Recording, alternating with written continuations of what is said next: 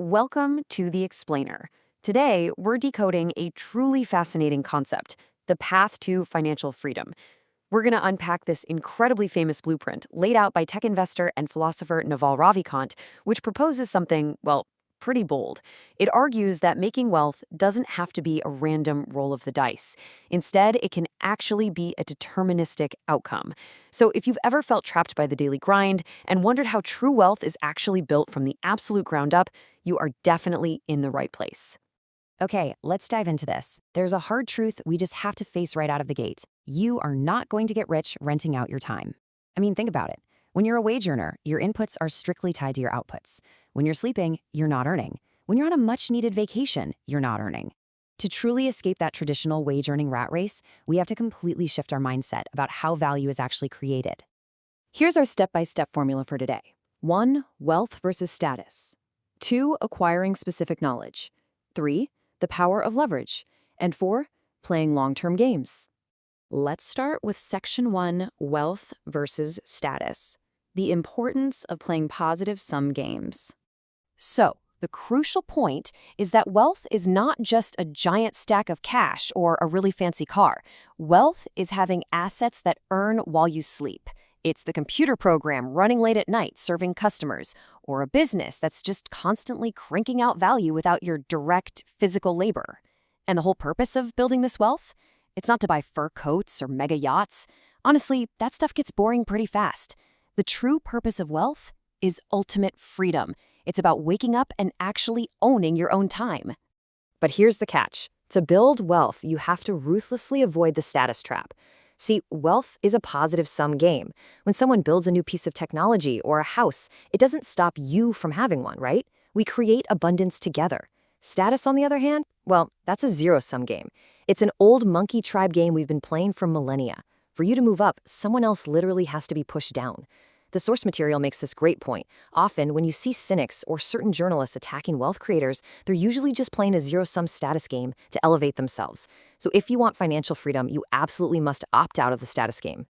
Moving right along to Section 2, Acquiring Specific Knowledge. Follow your curiosity.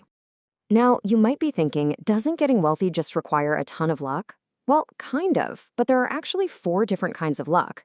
You've got your standard blind luck, the luck of hustling and persistence, and the luck of preparation. But that 4th kind, that is where the magic happens, the luck of unique character. Imagine you're known as the absolute best deep-sea diver in the entire world. You take on the crazy dives no one else dares to. When a sunken treasure ship is discovered, the finders are going to come directly to you. At that point, it isn't blind luck anymore. Your unique character and skills have made it a total certainty that opportunity will find you. And how do you build that unique character? By acquiring specific knowledge. This is knowledge that feels like pure play to you, but looks like incredibly hard work to everybody else. The absolutely vital thing to understand here is that this kind of knowledge cannot be trained in a school. Think about it. If society can teach a skill in a standardized classroom, they can mass-produce people to do it, which means they can pay someone minimum wage to replace you, or eventually just program a robot to do it entirely. And this brilliantly illustrates where that knowledge actually comes from. Genuine curiosity. It's usually found right at the bleeding edge of technology, art, or communication. Often you can't even see your own specific knowledge because it just comes so naturally to you. It almost has to be observed by others. Naval Ravikant notes that his own mother pointed out his specific knowledge when he was just a teenager. He thought he was going to be an astrophysicist, but she noticed his childhood obsession was actually critiquing the business models of local pizza parlors. You really have to follow what fascinates you. When you apply this specific knowledge, you completely transform your earning model. Remember renting your time? That means linear growth, where you're easily replaced. But owning equity?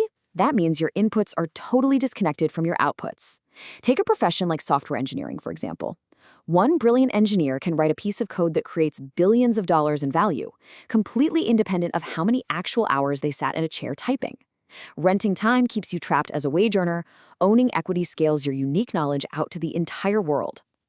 All right, let's jump into Section 3, the power of leverage, multiplying your effort. Leverage is what actually multiplies that specific knowledge, and it has evolved significantly. The oldest form is labor. Society heavily overvalues labor leverage because it's hardwired into our biology to see a huge group of followers as super impressive. But honestly, managing other people is incredibly messy. It's a nightmare. Then came capital, which dominated the last century. But capital requires permission. Somebody has to agree to give you the money. The newest, and honestly most profound forms of leverage are code and media. They are permissionless. You don't need anyone's approval to write a program or hit record on a podcast, and they have exactly zero marginal cost to replicate. So, I want you to consider this for a second. What is the true leverage of the future? Think about how modern billionaires make their fortunes today compared to the capital managers or politicians of the 20th century. It's a radically different game now. Let's move to and see how this builds into the ultimate concept, the robot army. We constantly hear about some future robot revolution, right? Well, the robots are already here. They're just quietly packed inside giant server farms. And code allows you to command this army. When you write a piece of software or create media like a YouTube explainer or a podcast, you are literally putting a permissionless robot army to work for you.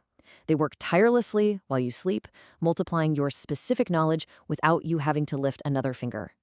Which brings us to our final part, Section 4, Playing Long-Term Games, Compound Interest in Life. There's this famous, incredibly powerful piece of advice. Learn to sell, learn to build. If you can do both, you will be unstoppable. The classic Silicon Valley model usually pairs a builder with a seller. Think of Steve Wozniak, the ultimate technical builder, partnered with Steve Jobs, the ultimate charismatic seller. But if you can actually cultivate both of those skills within yourself, if you can understand the deep technical details of a product and effectively communicate its value to the masses, you create someone like an Elon Musk. You basically become an entire industry unto yourself. Realistically, though, you will inevitably need to partner with other people. And when you do, there is a strict, non-negotiable checklist for a good partner. High intelligence, high energy, and high integrity. And let me be crystal clear. Integrity is by far the most important one on that list.